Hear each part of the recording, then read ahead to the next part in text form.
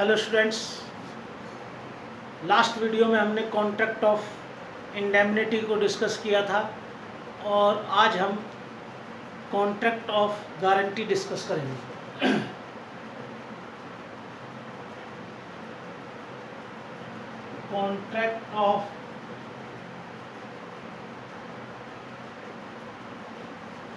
Contract of guarantee या यूँ कह लो प्रत्याभूति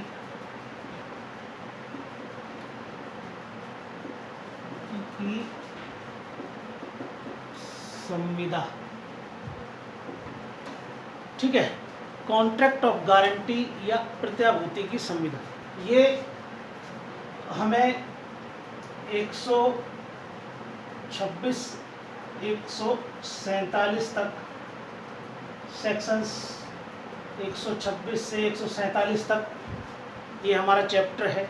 बड़ा चैप्टर है, एक क्वेश्चन जनरली इसमें से आता ज़रूर है, 20 नंबर में और 10 नंबर में भी आ जाता है। ठीक है,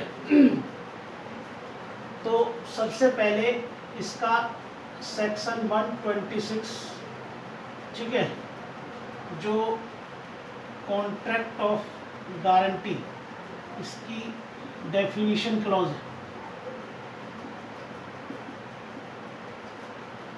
डेफिनेशन क्लॉज है और कॉन्ट्रैक्ट ऑफ गारंटी में 4 चीज़ें इसको डिफाइन किया गया है।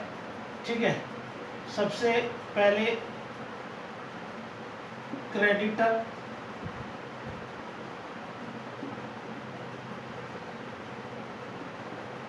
प्रिंसिपल डेटर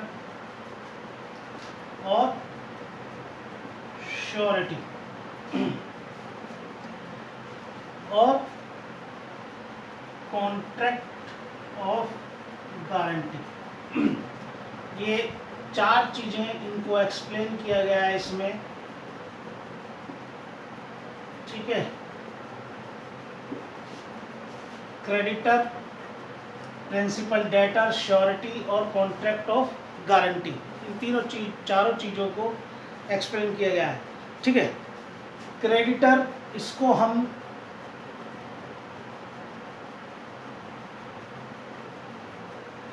गारंटी होल्डर भी बोलते हैं। प्रिंसिपल डेटर तो प्रिंसिपल डेटर है ही, और जो श्योरिटी है उसको हम गारंटर भी कह करके बुलाते हैं। ठीक है, तो इसमें जो कॉन्ट्रैक्ट ऑफ गारंटी है, इसमें क्या है, ये 3 है, क्रेडिटर, प्रिंसिपल डेटर, श्योरिटी। तो इन तीनों के बीच में क्या हो जाता है, ट्राइपरटाइट, ठीक है, कॉन्ट्रैक्ट हो जाता है।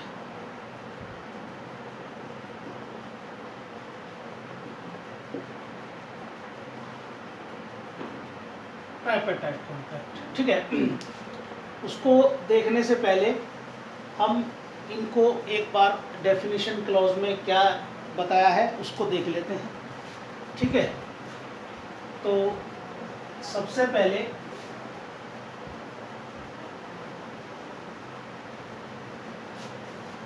Creditor. Creditor means to whom the guarantee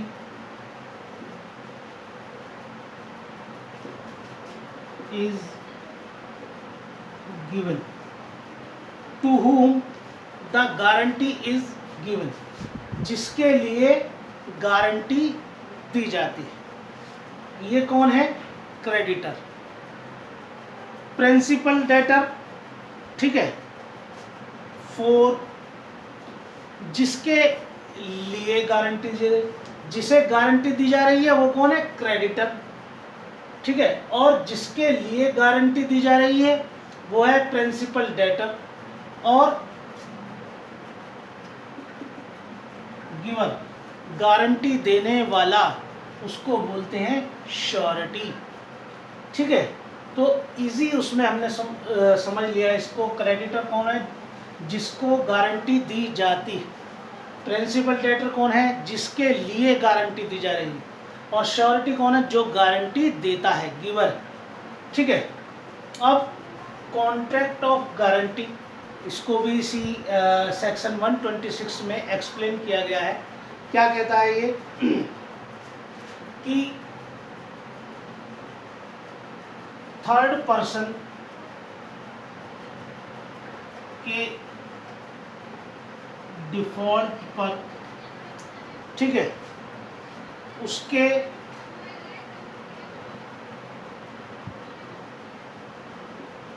promise को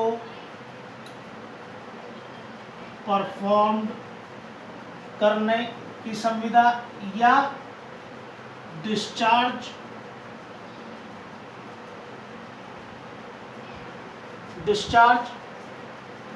द लायबिलिटी। ठीक है, डिस्चार्ज द लायबिलिटी, यानी कि कॉन्ट्रैक्ट ऑफ गारंटी क्या है कि थर्ड पर्सन, इस थर्ड पर्सन के डिफॉल्ट पर प्रॉमिस को परफॉर्म करने या लायबिलिटी का निर्वहन करने की संविदा, यह कॉन्ट्रैक्ट, ये क्या है? कॉन्ट्रैक्ट ऑफ गारंटी कहलाता है। ठीक है, थर्ड पर्सन के डिफॉल्ट पर प्रॉमिस को परफॉर्म करने या उसके कर्तव्यों का निर्वहन करने की संविदा क्या है? कॉन्ट्रैक्ट ऑफ गारंटी है। ठीक है। तो यहाँ पर हमने 126 को देख लिया, जिसमें 4 को डिफाइन किया गया है: क्रेडिटर, प्रिंसिपल डेटर, श्योरिटी और contract of guarantee.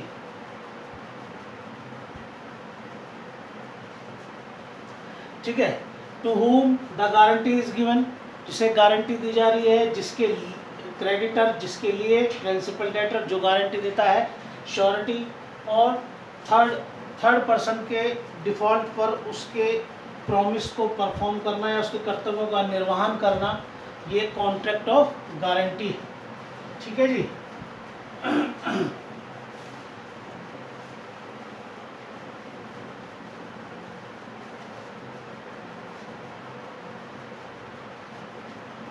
Contract of guarantee writing में भी हो सकती है और ओरल भी। ठीक है, लेकिन ये कहा जाता है कि इंग्लिश लॉ में ये राइटिंग में ही होगी, ओरल नहीं होती। ठीक है, इंडियन लॉ में कॉन्ट्रैक्ट ऑफ गारंटी राइटिंग में भी हो सकती है, ओरल भी हो सकती है, लेकिन अगर मैं इंग्लिश लॉ की बात करूं तो ये राइटिंग में ही होगी, ओरल नहीं हो सकती। ठीक है। अब हमने देखा कि इसमें ट्राइपार्टाइट कॉन्ट्रैक्ट होता है, यही कह लो त्रिपक्षीय संविदा। त्रिपक्षीय संविदा कैसे कि एक होता है क्रेडिटर, दूसरा प्रिंसिपल डेटर और तीसरा श्योरिटी। ठीक है। इन तीनों के बीच में, ठीक है, इन तीनों के बीच में क्या होता है? ये ट्राइपार्टाइट कॉन्ट्रैक्ट, त्रिपक्षीय संविदा होती है। ठीक है। अच्छा, इसमें ये ध्यान रखना है कि जो privity of contract, privity of contract हमने कॉन्ट्रैक्ट फर्स्ट में पढ़ा था जब हम कॉन्ट्रैक्ट पढ़ रहे थे। ठीक है। तो इसमें क्या है? प्रीविटी ऑफ कॉन्ट्रैक्ट ये कहता है कि दो व्यक्ति होंगे, एक प्रपोजर और एक प्रपोजर। ठीक है। उसके अलावा कोई और व्यक्ति इस संविदा को एनफोर्स नहीं करा सकता है इन दोनों के अलावा। ठीक है, ये नियम इंग्लैंड में भी और इंडिया में भी समान रूप से लागू होता है। हाँ, इसके कुछ एक्सेप्शन हैं, वो हमने वहीं डिस्कस कर लिए। तो कॉन्ट्रैक्ट ऑफ प्रिविटी हो जाता है किन किन के बीच में, क्रेडिटर और प्रिंसिपल डेटर के बीच में, और क्रेडिटर और श्योरिटी के बीच में। ठीक है, यहाँ पर ध्यान रखना है, no privity of contract between surety and principal debtor. ठीक है, और इनके बीच में ये कॉन्ट्रैक्ट नहीं होता, और ये कहता है कि नो सब्रोगेशन। ठीक है, प्रतिस्थापन नहीं होगा। क्या इसका एक्सेप्शन है? हाँ है। एक्सेप्शन क्या है? जब श्योरिटी जो श्योरिटी अगर जो पैसा लिया था इसने, इसके कहने पर क्रेडिटर ने प्रिंसिपल डेटर को दिया था और इसने डिफ़ॉल्ट कर दिया, ठीक है, और उस पैसे को क्रेडिटर श्योरिटी से वसूल लेता है, तो उसको देने, क्रेडिटर को पैसा देने के बाद में श्योरिटी जो है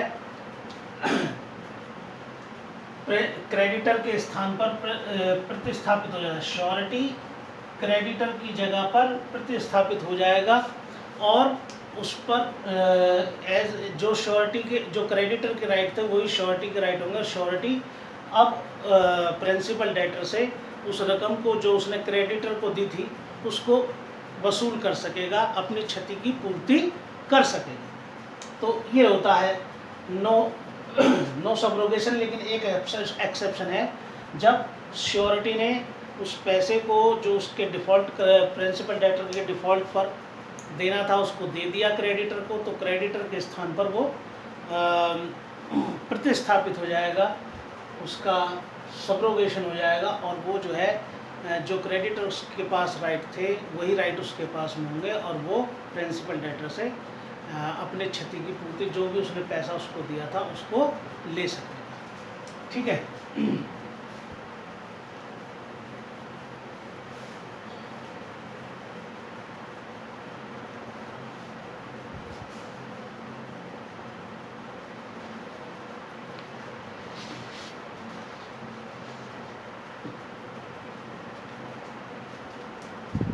127 ये कंसिडरेशन की बात करता है कि भाई देखो, कंसिडरेशन तो आपने पढ़ा है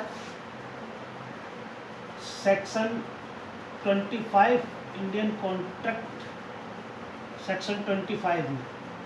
ठीक है, इंडियन कॉन्ट्रैक्ट एक्ट। ठीक है, an agreement without consideration is void.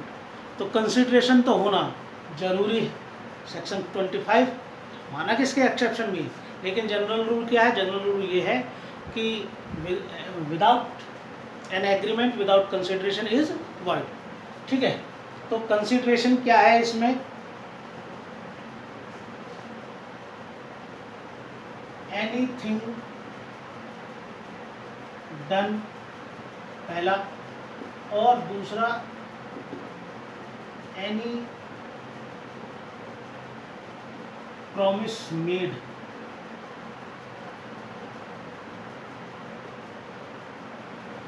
Anything done और एनी प्रॉमिस मेड फॉर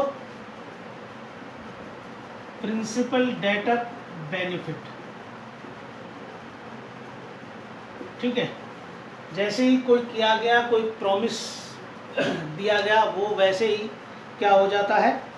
ठीक है, प्रिंसिपल डेटर के बेनिफिट के लिए यही कंसीडरेशन होता है। ठीक है, इसको मैं एक डायग्राम से भी समझा सकते हैं हम इसे। ठीक है, ये क्रेडिटर, ये प्रिंसिपल डेटर और ये श्योरिटी। ठीक है, ये दो चीज़ें, ठीक है, एनीथिंग मेड, एनीथिंग डन और एनी प्रॉमिस मेड, ठीक है, फॉर प्रिंसिपल डेटर। तो ये क्या है, ये कंसिडरेशन है, ठीक है। क्रेडिटर, ये जो क्रेडिटर होता है, ठीक है, दिया तो पैसा इसने इसको है, ये चाहे तो इससे सीधा और चाहे जरूरी नहीं कि वो प्रिंसिपल डेटर के पास जाए, वो सीधा श्योरिटी से भी इस पैसे को वसूल सकता है, ठीक है। 145 में 145 में सेक्शन 145 में ये कहा गया है कि इन दोनों के बीच में क्या है, इम्प्लाइड कॉन्ट्रैक्ट होता है। इम्प्लाइड कॉन्ट्रैक्ट है कि ये जो श्योरिटी है, ठीक है, ये प्रिंसिपल डेटर से जो इसने क्रेडिटर को पैसा दिया है उसे, जो उससे उसकी जो नुकसान हुआ, उसको जो क्षति हुई है, उस क्षति को पूर्ति करने की संविदा है, एक इम्प्लाइड कॉन्ट्रैक्ट है। और ये श्योरिटी उसे प्रिंसिपल डेटर से ले सकता है, जो उसने प्राधिकार रूप में, जो मतलब अथॉरिटी के रूप में, जो अथॉरिटी था, अथॉरिटी के रूप में जो उसने अनअथॉरिटी अगर उसने कुछ पैसा लेन देन किया है उसके लिए नहीं, लेकिन जो अथॉरिटी के रूप में जब उसने जो श्योरिटी ली थी उसके अंतर्गत जो उसने, उसको नुकसान हुआ उस क्रेडिटर को देने के लिए, तो उस पैसे को वो प्रिंसिपल डेटर से वसूल सकता है। और इसी 145 में ये कहा गया कि इस तरीके से इनके बीच में श्योरिटी और प्रिंसिपल डेटर के बीच में एक इम्प्लाइड कॉन्ट्रैक्ट होता है, ठीक है जी। तो कंसिडरेशन क्या है, क्रेडिटर के द्वारा एनीथिंग डन और any promise made for principal debtor, तो ये क्या है, कंसिडरेशन है। तो इस उस पर वो जो है कंसिडरेशन दे दिया तो वो सूट फाइल कर सकता है, ठीक है।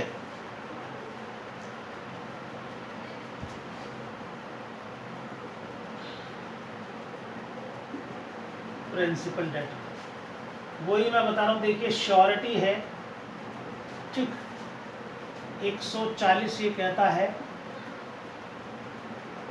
सब्रोगेशन या सब्स्टिट्यूशन।